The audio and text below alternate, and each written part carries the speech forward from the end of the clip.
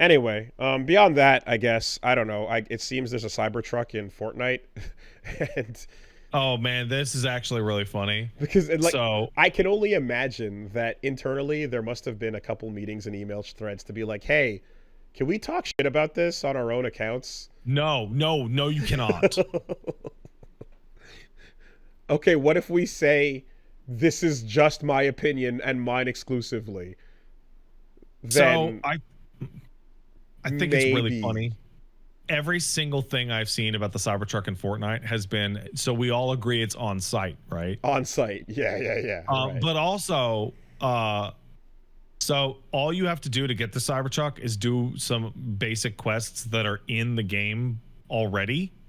So like the system is built over the next couple of weeks that most normal players will naturally acquire the Cybertruck. And Ah. I've seen people going, I am literally going to stop playing Fortnite for 2 weeks to not get the Cybertruck. Ah.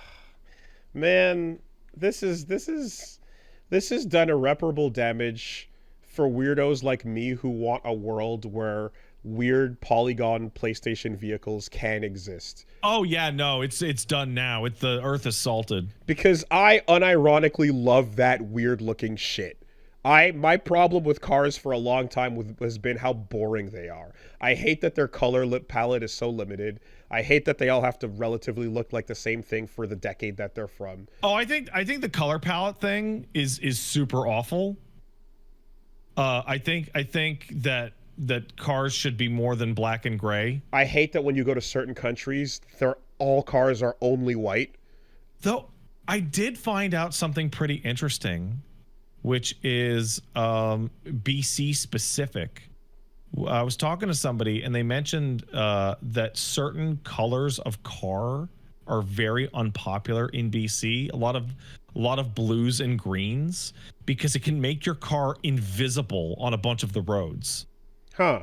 Whoa. Because there's Okay. lots of coast and there's lots of forest Okay. and lots of winding turns in the Rockies that it can make your car like invisible coming around corners. That's real. Yeah, fair enough. And then there's weird shit like, hey, red cars higher insurance because the people who buy them are crazier and get Well, into you know more why that accidents. is, right? You know, Because red cars go red faster. cars do go faster. It's true. They go Yeah. faster. But no. Anyway, all this is just a long-winded way to say that I feel like vehicles are stuck within a very tight Overton window. And from the 70s, you see the style, you see the 80s style, 90s style, and like that tight Overton window limits the shape of the front, the shape of the back, and the color range you can use. And you can always kind of customize and go nuts. But for the most part, what's on the market is going to have a certain thing to it. And then each company has their own style as well. They're offering that's like, yeah, this is what the Ford things look like and what Jeep looks like, and Hondas are doing that. But I'm always like, like I want, it'd be fun to have more unique designs and fun create shit. So, yeah. Anyway, this just hurts that. This damages that style of thing. I think the goofiness of not understanding a historical anachronism with the Cybertruck is like really fascinating because the Cybertruck's based off of the DeLorean because it was Back to the Future and the DeLorean's like silver and boxy, but like most people don't know this because we weren't adults in the 80s, but the reason why the time machine in Back to the Future is a DeLorean is because the DeLorean's a fucking piece of shit. And the fact that your time machine's in this junker fucking pile of garbage is goofy as fuck. Yeah, and so like nowadays, whenever I see even like seeing like new electric vehicles on the road, sometimes I'm being like, whoa, what is that? Like I'm not used to seeing even whatever that is. That's just different. It's interesting. Sometimes it doesn't look great. And yeah, hey, Wooly wants the Homer. It's all about aerodynamics, etc. I'm not saying these Bro, things. I would rather see the Homer driving down the street than the Cybertruck. Like, I'm not saying the things they do should have worse aerodynamics, nor am I saying they should be fucking insane garish sticker based info warrior rides. It's just the tightness of what we have is so limited. And I'm sure that you could do things that don't lose drag and aerodynamic efficiency that still can have a bit more color range Woolie, and have a couple more interesting elements to the way Woolie, they're done. you are You know? talking to a car culture that loves the style of pickup truck that I can only describe as the child annihilator. Sure.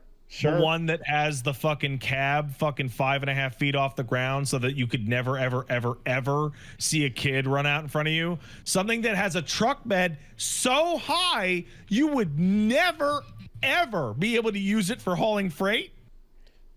But it's cool and it's big, and my truck, my big penis. But it's like, hey, I think there should be more range to what we have with the limit of the market right now. Equals Woolie wants death rides for everybody. Like, what the fuck? If that's your take, if Woolie, your take is yes, I'm asking you for the fucking, I'm looking for Calypso's vehicle. Fuck yeah, dude, that rules. Let's do it. You know, holy shit, man. I'm just saying, we have like 8 colors, and the shit, and like it's like whatever the difference is between anyway, whatever.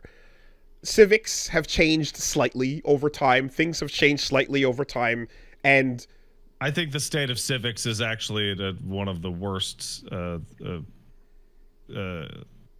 places it's ever been in this country. But the difference between an old like a Civic that has this type of thing that was considered aerodynamic at the time and the one that we have now, there's aesthetic choices they're making that are not affecting those things. So don't be a shit and act as if every single change you make is one based on extreme efficiency or nothing at all. There's more we can do, you know? Anyway, I'm sure there's an element to the two. Where, like, if you're into the fucking, yeah, if you're Woolie, this sounds like the argument of a man who's not worried about hitting a fucking horse on his motorcycle.